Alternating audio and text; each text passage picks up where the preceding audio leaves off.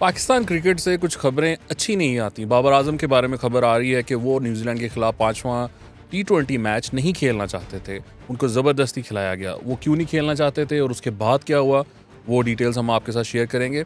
इसके अलावा इंडिया के 2 मेन प्लेयर्स इंजर हो गए हैं। वो इंग्लैंड के खिलाफ अगले टेस्ट में मौजूद नहीं होंगे और हम ऑस्ट्रेलिया और इंग्लैंड का जो मैच था, यानी Australia versus West Indies and England versus India, उसको भी डिस्कस करेंगे।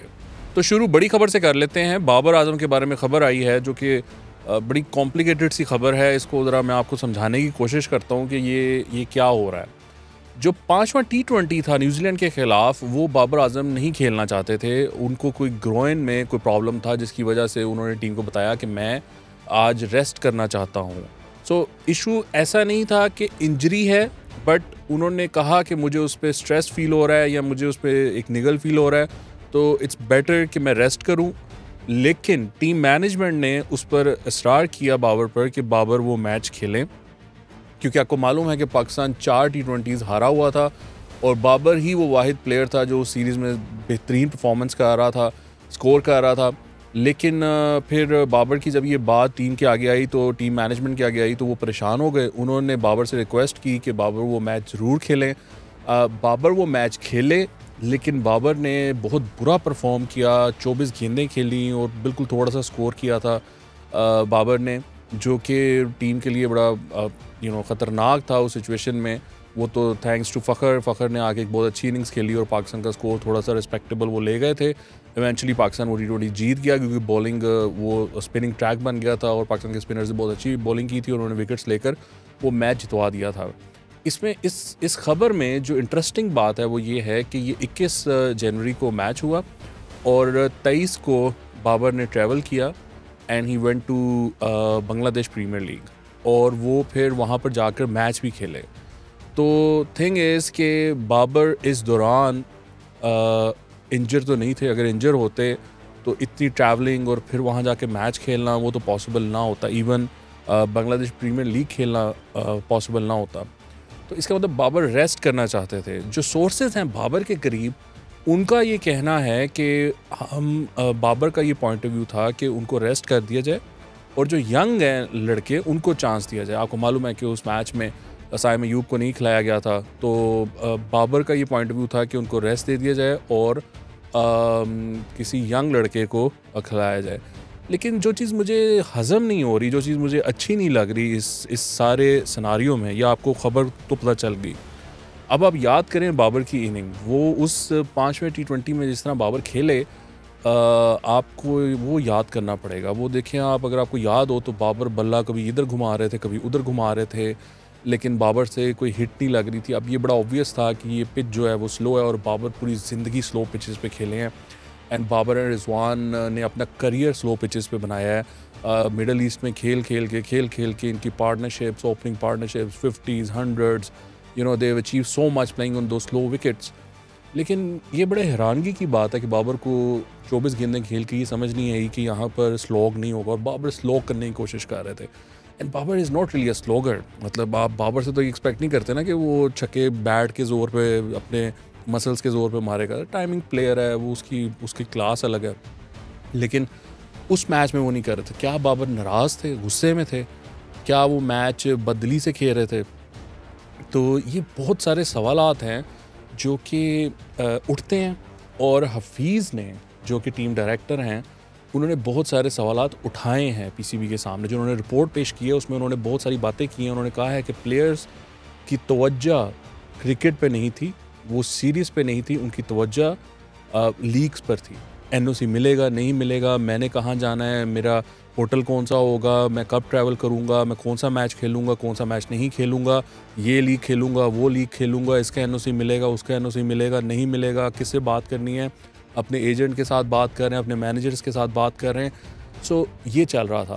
ये बड़ी ख़तरनाक बात है। तो ये आप इस खबर को स्टैंड अलोन ना देखें, इसको पाकिस्तान क्रिकेट टीम की परफॉर्मेंस के बैकग्राउंड में देखें और फिर आपको समझ आएगा कि ये मामला जो हैं ये बड़े ख़तरनाक है और ये पीसीबी को एक स्ट्रॉन्ग मैनेजमेंट चाहिए जो आकर इन मामलात को संभाले और चीज़ों को कंट्रोल में लेकर आए, प्लेयर्स को कंट्रोल में लेकर आए।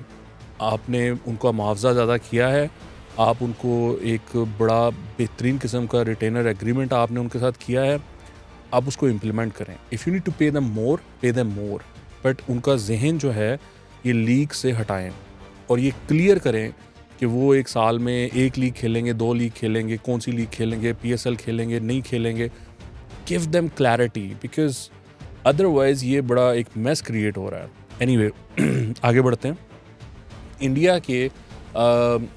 अपना मैच हारा इंग्लैंड से, which was a phenomenal victory for England. अब मैं पहले ये बात कर दूं, आपको मैं हमेशा कहता रहता हूं, आपको हमेशा बताता रहता हूं कि Pakistan needs to play aggressive cricket, और उसका रोल मॉडल जो है वो इंग्लैंड है। इंग्लैंड हारता नहीं है because the mind set is so positive कि हार जो है वो एक बड़ी छोटी चीज़ रह जाती है। माइंड सेट इज़ कि हमने इनको छोड़ना नहीं है, ऐसी की तैसी, और हम अपने जो टैलेंट है, जो स्किल है, उसके बलबूते पे जीतेंगे, doesn't matter what the conditions are.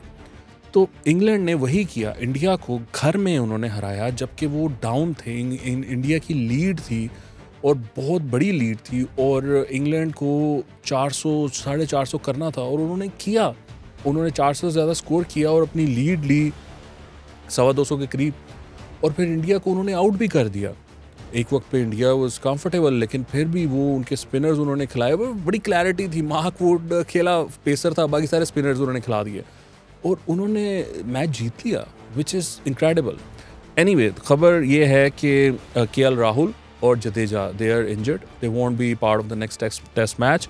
उनकी जगह सरफराज खान, सौरभ कुमार और वाशिंगटन सुंदर, उनको कंसिडर किया जा रहा है। और फिर चलते चलते जो वेस्ट इंडीज़ ने किया है ऑस्ट्रेलिया के साथ, मैं इसको इसको मैं ख़बर के तौर पे आपको नहीं मैं पेश कर रहा। मैं बस ये कहना चाहता हूँ कि आई रियली विश कि हमारे पास 140 प्लस का बॉलर होता वहाँ पर ऑस्ट्रेलिया में, जब पाकिस्तान ऑस्ट्रेलिया के खिलाफ खेल रहा था। वो तीनों टेस्ट मैच, उनमें से 2 टेस्ट मैच तो बहुत करीब थे। आई विश कि हमारे पास एक 140 प्लस का जिगरे वाला, वो जो शुएब अख्तर कहता है ना, जिगरे वाला बॉलर होता, तो मैं कहता हूँ हम भी एक टेस्ट तो कम से कम जीत ही जाते हैं ऑस्ट्रेलिया के ख़िलाफ़।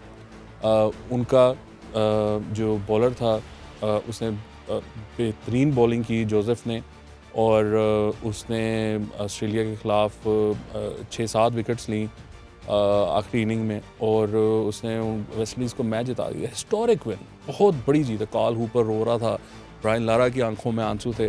It was an extraordinary performance, और वो अकेला बंदा संभाला नहीं जा रहा था, और वो आ रहा था, यंग है ना, वो आ रहा था और मार रहा था अपनी, he was bending his back, ठा वो, he was so consistent. Pakistani bowlers, and I would like to mention Hasan Ali here. I think उनकी जब से इंजरी हुई है, उन्होंने ये डिसाइड किया है कि I can't bend my back, तो ज़ोर नहीं लगाना, जो शोल्डर में कलाई में ज़ोर है बस वही यूज़ करना है, और वो उसी को यूज़ कर रहे हैं।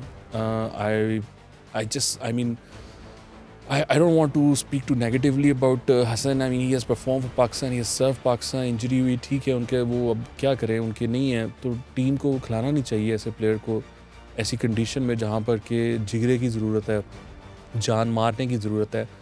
आई होप कि next time we play Australia in a test, और हमारे पास इस तरह की फायर पावर हो जो अपनी जान लड़ा सकें, अपने मुल्क के लिए लड़ सकें और हमें टेस्ट मैच जिता सकें। आपके देखने का बहुत शुक्रिया। खुदा हाफ़िज़।